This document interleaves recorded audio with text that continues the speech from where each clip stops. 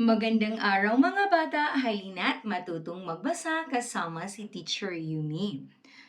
Aralin 5, unang hakbang sa pagbasa, letrang I.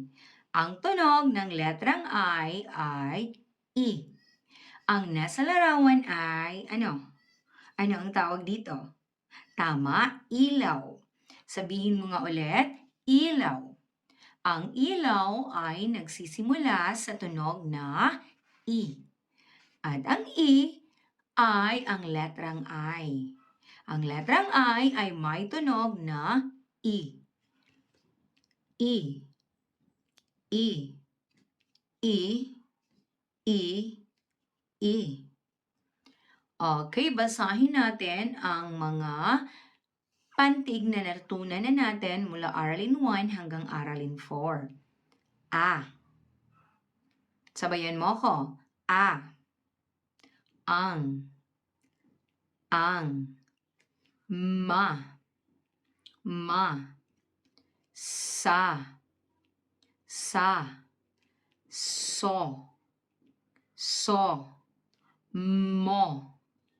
Mo. Okay, ulitin natin. A. Ang. Ma. Sa. Mo. I ay mi. Okay, basahin. I. Mi. I. Mi. I. Mi. I. Mi. Okay, ulitin natin. Mi. Mi. Mi. I. Si.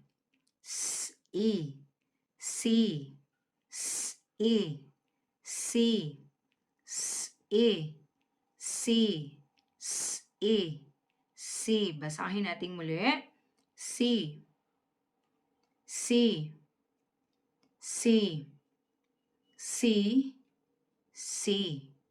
Okay, ulitin natin, basahin natin ang lahat ng mga pantig. A. Ang. Ma. Sa. Mo.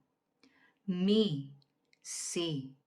Okay, atin ang pagsasamahin at gawin nating salita. Isa. Isa.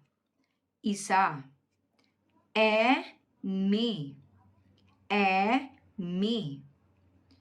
Mimi.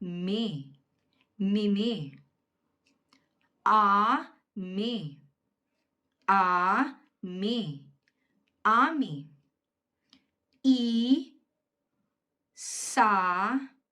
Isama.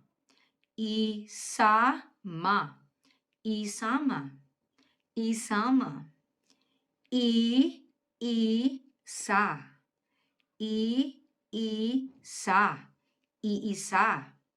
Iisa.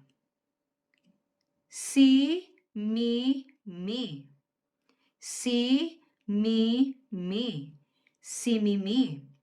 Simimi. Si. Ame.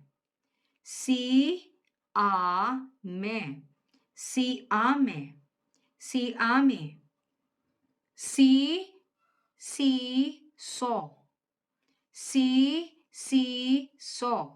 Sisiso.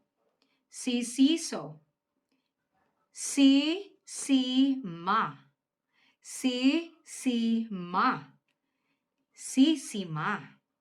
Sisima. Ang susi.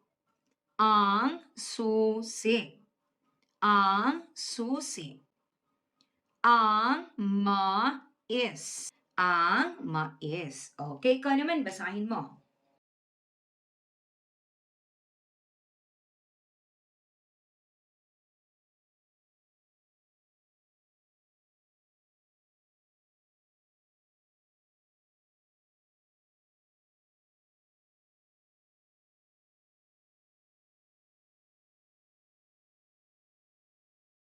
Dito tayo sa mga pangungusap. Ito ay ang mga pinagsama-samang mga salita mula sa pantig. Basahin muna natin. Ang, ni, ay,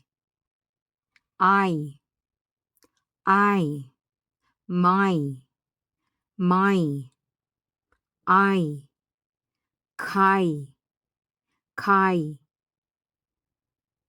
Okay, basahin na natin ang pangungusap. Ang susi ni Ami ay isa. Ang susi ni Ami ay isa. Si Mimi ay may mami. Si Sima ay may aso. Ang mais ay kay Siso. Ngayon naman, subukan mong basahin.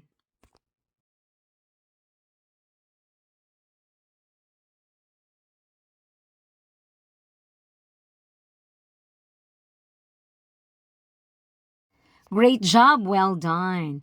Once again, this is Teacher Yumi. I hope that you learned from today's reading lesson. Thank you and God bless. Bye!